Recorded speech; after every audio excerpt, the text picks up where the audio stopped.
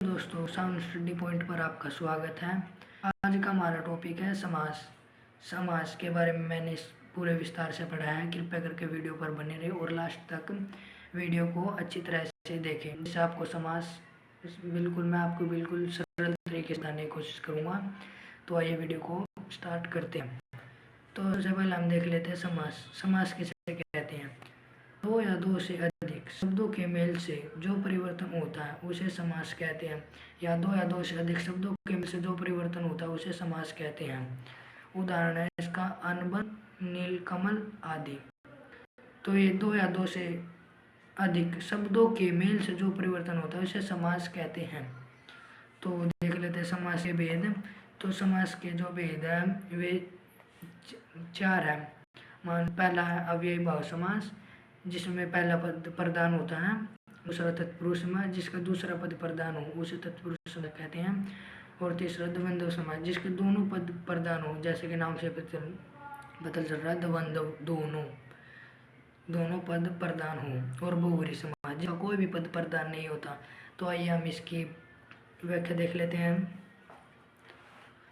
तो पहला हमारा है अव्ययी भाव, जिस समास का पहला पद प्रधान होता है तथा दूसरा पद अव्यय हो उसे अव्ययी भाव समास कहते हैं। जो कि ये बहुत ही आसान है। इसमें अव्ययी भाव समास, जिसका पहला पद प्रधान होता है और दूसरा पद अव्ययी अव्यय हो उसे अव्ययी भाव समास कहते हैं। उदाहरण यथाशक्ति, शक्ति के अनुसार, प्रतिदिन, दिन दिन आदि। तो ये अव्ययी भाव समास की व्याख्या। दूसरा हमारा तत्पुरुष समास, जिस समास का दूसरा पद प्रधान होता है और किसी भी विभक्ति का लोप पाया जाता है उसे तत्पुरुष समास कहते हैं।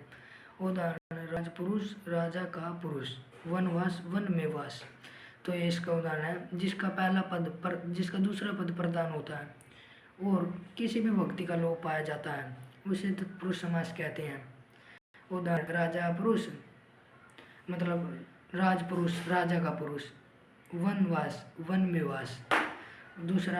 तीसरा हमारा द्वंद्व समास। द्वंद्व जैसे नाम से पता चल रहा है, जिस समास के दोनों पद प्रधान होते हैं तथा शब्दों के बीच में योजक लगे उसे द्वंद्व समास कहते हैं। जैसे अंजल, अन और जल, पाप पुण्य, पाप और पुण्य। देखो जिसमें ऐसे इनमें योजक लगा हुआ है, ये योजक अंजल, अन और जल, पाप पुण्य, इसमें भी योजक लगा पाप और पुण्य आदि। तो ये नाम से पता चल रहा है, ये बिल्कुल आसान है। द्वंद्व, जिसके दोनों पद प्रधान हो तथा बीच में योजक लगा हो उसे द्वंद्व समास कहते हैं। और हमारा चौथा है बहुव्रीहि समास, जिस समास का कोई भी पद प्रधान नहीं होता तथा दोनों पद मिलकर किसी अन्य पद के विशेषण होते हैं उसे बहुव्रीहि समास कहते हैं। जिस समास का कोई भी पद प्रधान नहीं होता और दोनों पद मिलकर किसी अन्य शब्द के विशेषण होते हैं उसे बहुव्रीहि समास कहते हैं। उदाहरण चक्रधर, चक्र को धारण करने वाला अर्थात विष्णु। नीलकंठ, नीला है कंठ जिसका अर्थात शिव जी। यह इसका उदाहरण है। तो पांचवा देख लेते हैं हम कर्मधारय समास, जिस समास में उपमेय का संबंध दोनों पदों में एक ही कारक विभक्ति आए उसे कर्म कारक कहते हैं। उदाहरण नील कमल, नीले है जो कमल, लाल मिर्च, लाल है जो मिर्च आदि। तो छठा हमारा द्विगु समास, जैसे नाम से ही पता चल रहा है, जिस समास में पहला पद संख्यावाचक हो या गिनती बताने वाला हो उसे द्विगु समास कहते हैं। उदाहरण अठन्नी, जैसे इसमें आठ अन्नों का समूह, त्रिफल, 3 फलों का समूह आदि। आशा करता हूँ आपको समास समझ में आ गए होंगे। कृपया करके वीडियो को लाइक करें, कमेंट करें और शेयर करें। धन्यवाद।